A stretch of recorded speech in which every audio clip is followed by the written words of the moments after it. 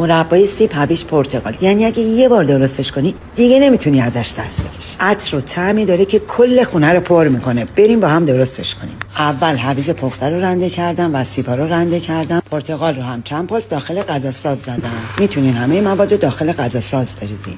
حالا توی قابلمه میوه ها رو بریزین، روش شکر رو بریزین، یکم همش بزنین، بذارین 1-2 ساعت بمونه تا خوب آب بندازه. تو قابلمه مسی خیلی بهتر میشه. قابلمه بره روی حرارت ملایم، یکم همش بزنین تا شکر حل بشه و مربا به جوش بیاد. وقتی مربا به جوش اومد کف روشو حتما بردارین تا مربا شفاف بشه. وقتی همه کفای روی مربا رو برداشتین، جوهر لیمو رو با یه قاشق آب حل کنین و بریزین داخل مربا و دیگه صبر کنین تا مربا قوام بیاد. اینجا قابلمه رو عوض کردم توی مسی. مربا خیلی خوش رنگ‌تر میشه. تایم پخت و نکاتشو همه رو توی کپشن گفتم، حتما مطالعه برام کامنت بذار اون یکی مربا چرا خوش رنگ‌تر شد. این مربای فوق‌العاده یه گزینه عالی برای ماه رمضان، حتما سیوش کن.